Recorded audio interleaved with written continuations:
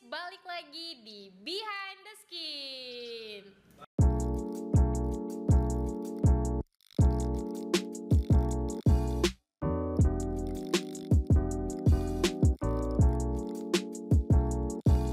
Kepoin perawatan kulit kamu dengan ahlinya bersama Novis Dermatologi. Podcast kita pada malam hari ini masih ditemani oleh 3 dokter dari Novis Dermatologi. Ada Dokter Kori, ada Dokter Angel, dan ada Dokter Jenny. Oke, pembahasan kita kali ini adalah tentang botox, Dok. Nah, seperti yang kita tahu, umumnya botox ini kan orang-orang taunya untuk menghilangkan kerutan ya, Dok ya. Dan otomatis orang-orang yang treatment juga orang-orang yang udah umurnya udah nggak muda gitu maksudnya. Nah, sebenarnya di usia berapa sih, Dok, seseorang mulai bisa melakukan botox treatment ini? Ya, jadi kalau botox itu usia 20-an awal itu udah boleh diinjeksikan atau suntik botox karena biasanya pada usia awal 20-an itu udah mulai ada kerutan-kerutan halus, garis-garis halus. Jadi itu udah boleh diinjeksikan. Jadi nggak perlu tunggu usia tua dia suntik botox, tapi kalau emang udah ada kerutan usia 20 tahun itu boleh. Berarti memang biasanya orang-orang yang tua sebelum waktunya juga bisa ya, Dok, ya, melakukan botox treatment. Nah, kemudian apa sih, Dok, sebenarnya fungsi dari botox treatment ini? Fungsi dari botox itu sendiri sebenarnya botox adalah protein dari yang dihasilkan dari Clostridium botulinum toxin.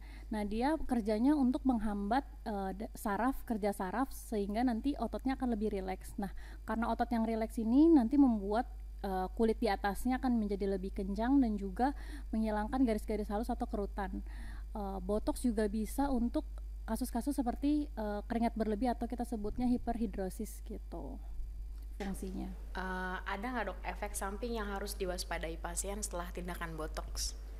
Kalau tindakan botox sih aman ya, apalagi kalau misalnya dikerjakan emang oleh dokter yang berpengalaman. Kemudian tapi ada beberapa yang kadang bisa muncul efek samping, misalnya kayak kemerahan ataupun agak bengkak sedikit setelah disuntikan, itu wajar, nantinya juga akan menghilang.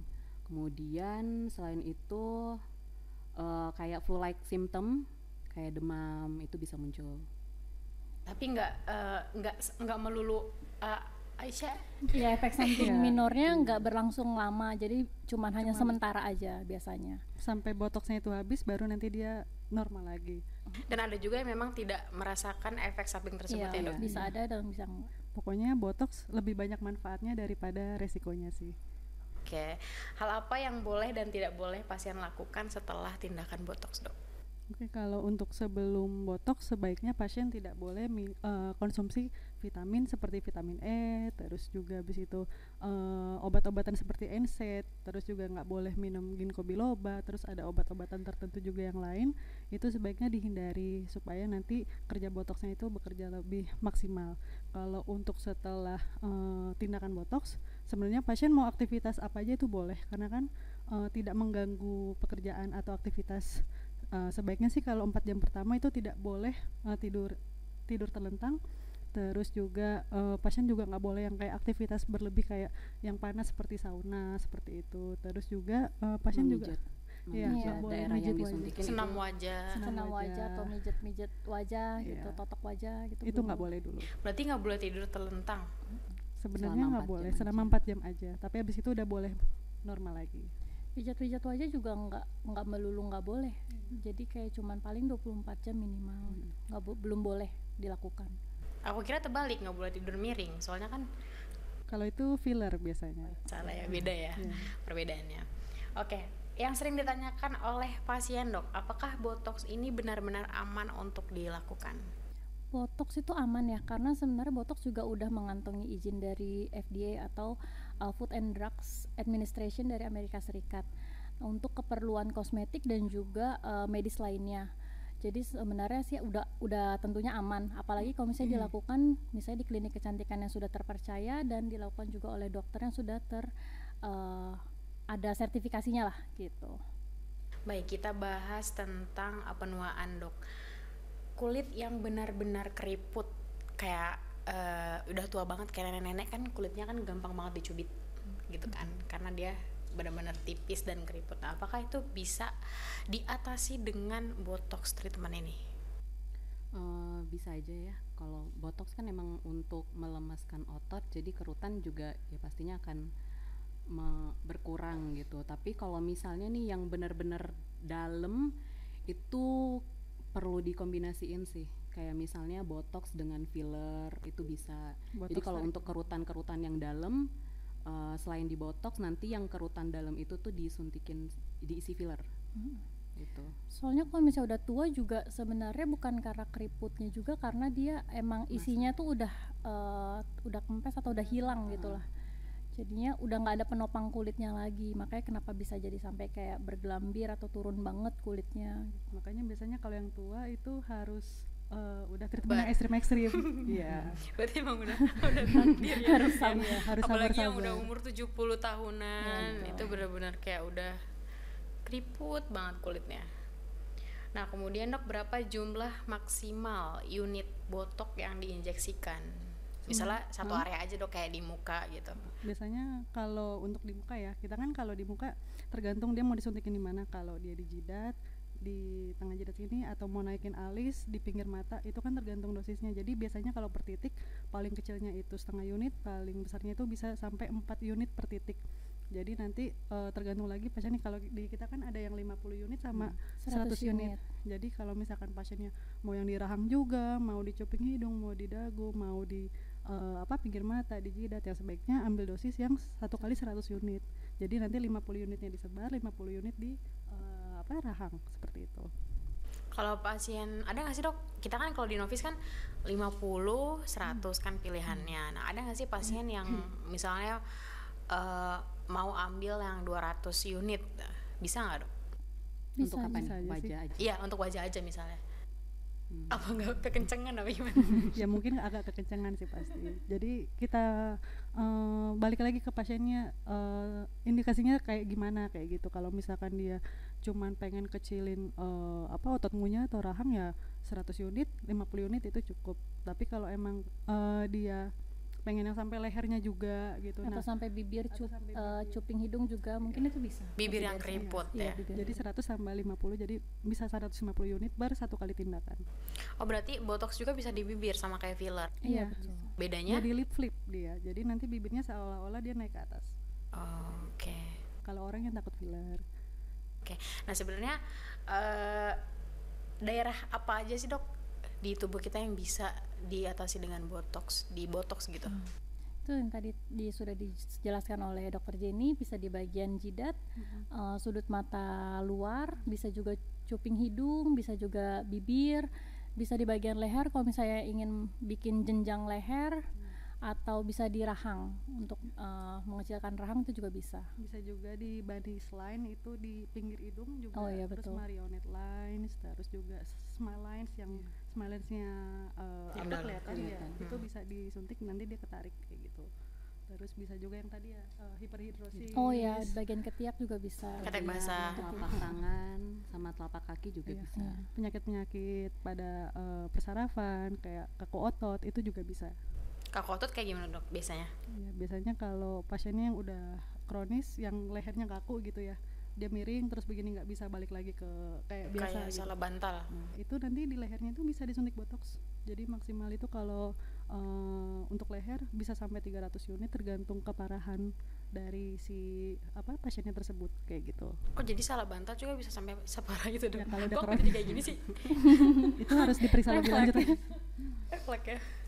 Selain itu juga misalnya mata, kalau misalnya matanya yang sering berkedut itu bisa disuntikin botox. Kemudian yang juling atau strabismus itu juga bisa.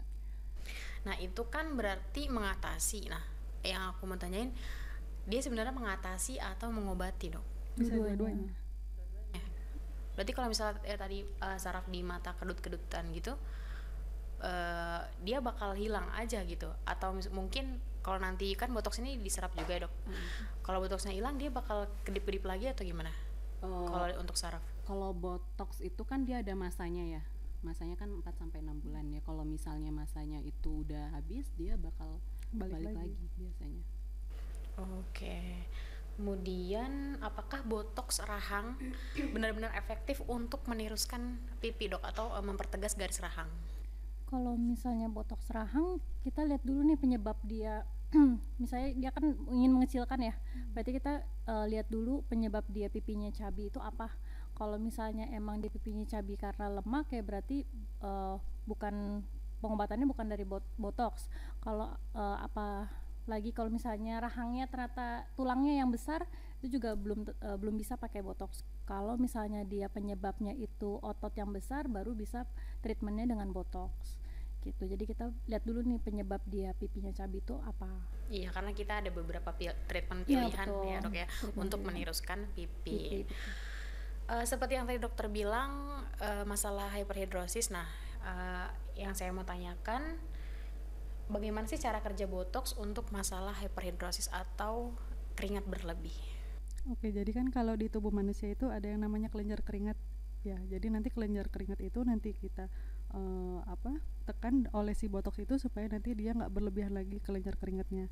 Jadi kan biasanya kalau kayak hiperhidrosis itu bisa di ketiak, telapak tangan, telapak kaki, lipatan paha. Itu kan bisa keluar keringat tiba-tiba. Kita nggak ngapa-ngapain tiba-tiba keluar keringat. Nah, itu nanti bisa disuntikan dengan botox. Nah, itu juga tadi ada masanya 4 sampai 6 bulan.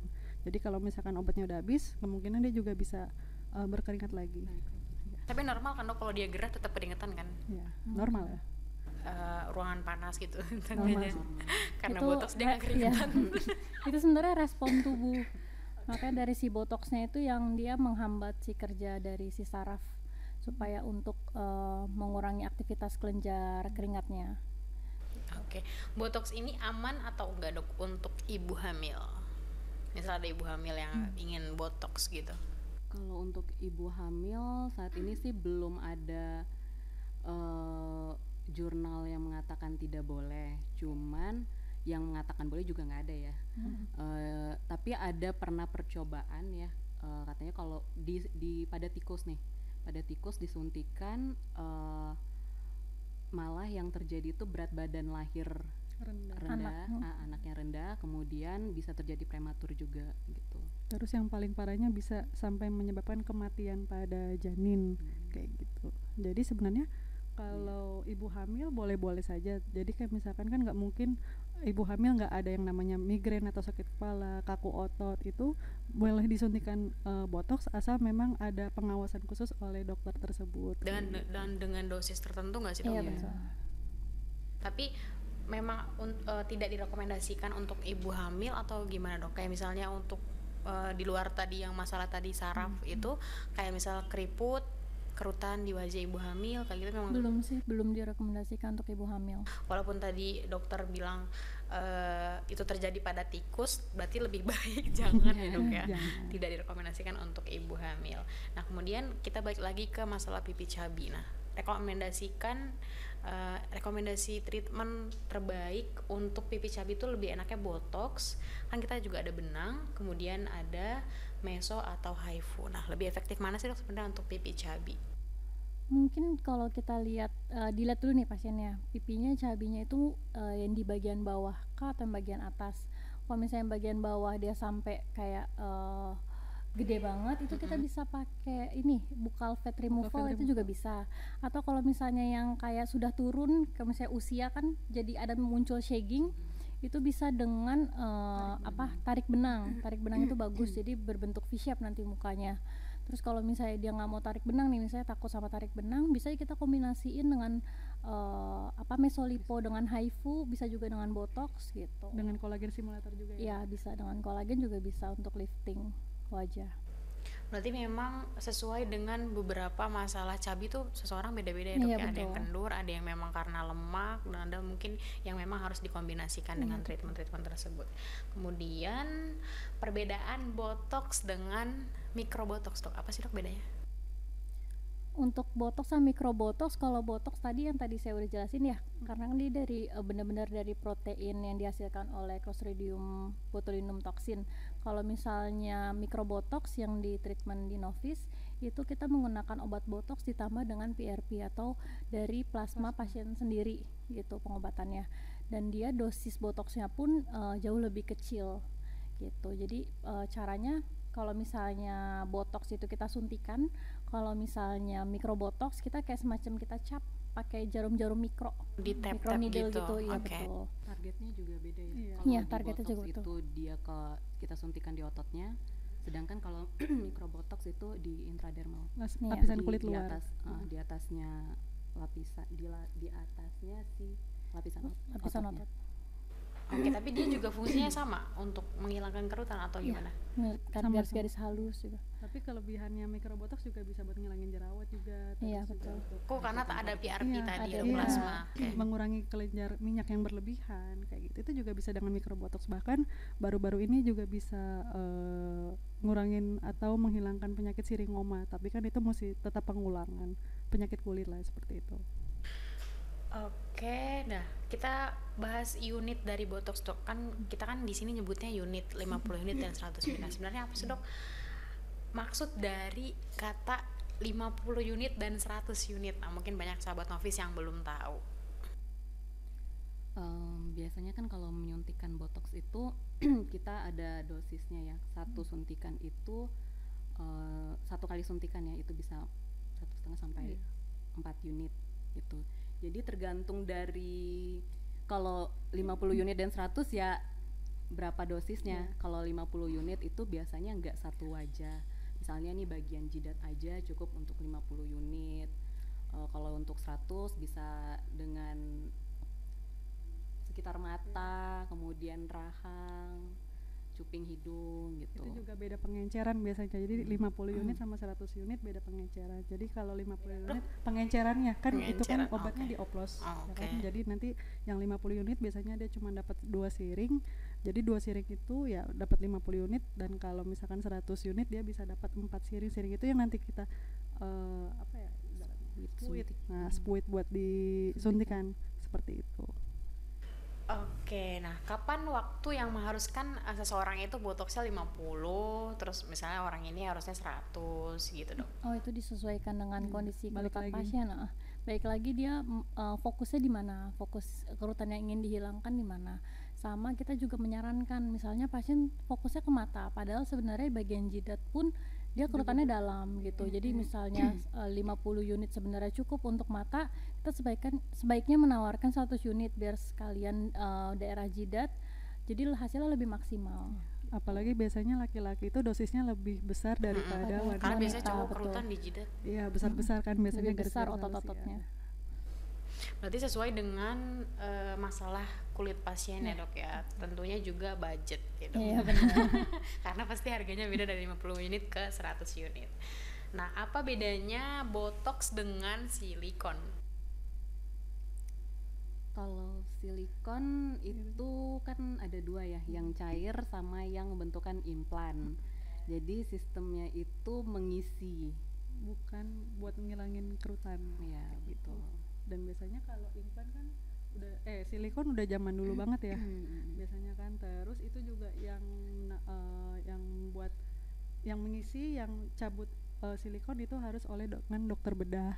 Biasanya kalau botox ya beda lagi. Botox kan buat tujuannya buat kerutan halus. Kerutan, iya. Kalau silikon itu buat mengisi kayak di payudara, di dagu yang orang-orang zaman dulu yang di Di hidung salon-salon. juga ya, Dok ya. Dan Iya. itu ada masa expirednya kan, harus dikeluarin, nggak menyerap Berarti bedah dengan lagi tubuh. gitu Tidak ya. menyerap tubuh. Jadi kalau untuk mengisi ya lebih aman filler daripada silikon. Oke. Kemudian kalau kita bahas masalah kerutan di wajah, Dok. Nah, rekomendasi treatmentnya lebih baik filler, botox, dan kita juga ada benang. Gimana, Dok? Atau memang bisa dikombinasikan ketiganya ini? Semuanya bisa dikombinasikan kok. Jadi tergantung lagi kalau emang dia pengen yang cuman kerutan tok, ya itu botox, cukup. Tapi kalau balik lagi dia usianya udah 50-an, Aging. kulitnya kendur, terus juga misalkan dia ada flek, ya itu boleh dengan laser, boleh dengan salmon, tarik benang, terus juga terakhirnya itu bisa dengan botox kayak gitu. Jadi Atau kerutannya karena dia emang kosong, daerah misalnya daerah under eye dia itu emang udah cekung banget, sebaiknya dilakukan filler gitu. Jadi disesuaikan dengan masalahnya pasiennya apa. Oke, kemudian kapan sebaiknya pengulangan botox, Dok? Pasien yang harus pengulangan botox kan karena kan botox ini kan diserap oleh tubuh dan hilang ya, Dok ya. Kapan sebenarnya waktu yang tepat untuk pengulangannya?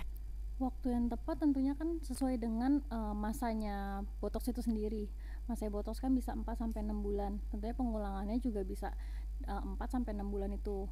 Dan tergantung dari aktivitas atau kebiasaan dari pasien itu sendiri. Kan botox juga bisa berkurang tergantung dari aktivitas pasien, misalnya Contohnya dia banyak apa, Dok? berkeringat atau misalnya dari terpapar sinar lebih. matahari bisa juga. Ya, yang gitu. botoxnya harusnya kerja 6 bulan ya, kalau pasiennya bekerja aktivitasnya seperti itu ya bisa kurang dari itu. Jadi cukup lah untuk 4 bulan boleh pengulangan seperti itu.